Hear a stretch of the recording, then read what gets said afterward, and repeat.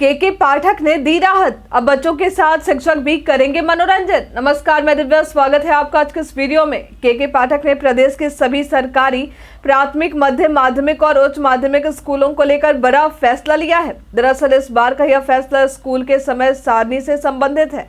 के पाठक के फैसले से बच्चों को काफी राहत मिली है। इस फैसले के अनुसार स्कूलों में कक्षा 1 से 8 तक 8वीं घंटी खेल की रखी जाएगी। के पाठक के इस फैसले से शिक्षकों को भी राहत है। संशोधित हुई यह समय सारणी बिहार शिक्षा परियोजना परिषद द्वारा माध्यमिक, प्राथमिक और राज्य शिक्षा शोध एवं प्रशिक्षण परिषद के निदेशक को भेज दिया गया है।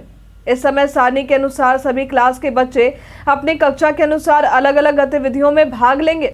जैसे 1 से 8वीं तक के बच्चे 2:50 से 3:30 बजे तक इंडोर और आउटडोर खेल में भाग लेंगे, तो वहीं जो बच्चे माध्यमिक और उच्च माध्यमिक वर्ग से होंगे वे 8वीं घंटी में खेल या बागवानी से संबंधित गतिविधियों में अपना योगदान देंगे। जारी हुए इस नए समय सारणी में पुस्तकालय की घंटी को भी निर्धारित किया गया है।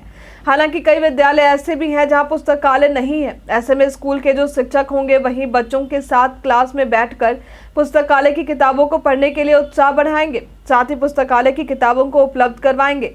वहीं जब प्रैक्टिकल की बारी आएगी और उस वक्त प्रैक्टिकल की आवश्यकता नहीं रहेगी तो शिक्षक क्लास को सामान्य रूप से ही संचालित कर सकेंगे। 8वीं घंटी समाप्त होने के बाद 3:30 बजे तक बच्चों को छुट्टी दे दी जाएगी। हालांकि कमजोर बच्चों के लिए राज्य में मिशन दक्ष की शुरुआत भी हुई है। ऐसे में जिन बच्चों का चयन इस विशेष कक्षा के लिए हुआ है तो उन्हें 3:30 बजे से 4:15 तक रुकना होगा। जिन शिक्षक द्वारा उनकी जिम्मेदारी ली गई है वे शिक्षक इन बच्चों को एक्स्ट्रा क्लास देंगे। फिर स्कूल में इसके बाद मिशन दक्ष में चयनित हुए बच्चों की भी छुट्टी कर दी जाएगी।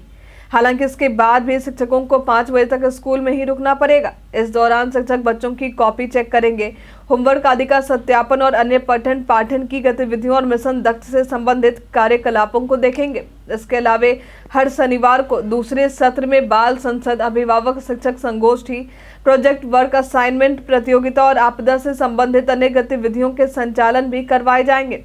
इसके अलावा चुनाव भी आने वाले हैं, तो चुनाव आयोग द्वारा शिक्षकों को कई तरह के चुनावी कार्य भी सौंपे जाते हैं, लेकिन इन चुनावी कार्यों को शिक्षक स्कूल से पहले और स्कूल खत्म होने के बाद ही कर सकेंगे। यानी स्कूल का समय सुबह 9 बजे से लेकर शाम के 5 बजे तक है, तो इस बीच उन्हें चुनाव से संबंधित किसी भी कार्य को नहीं करना होगा। वे स्कूल से मिली छुट्टी के बाद ही अपना चुनावी कार्य समाप्त कर सकेंगे। शिक्षा विभाग के अनुसार इस चुनावी कार्यों के लिए शिक्षकों को पैसे दिए जाते हैं, तो वे इस काम को स्कूल के समय में ना करके स्कूल के बाद ही करें, क्योंकि अक्सर शिक्षक स्कूल के दौरान ही इन चुनावी कार्यों का निपटारा करते थे, जिससे स्कूल के बच्चों के पठन पाठन में कई तरह की परेशानी आती थी।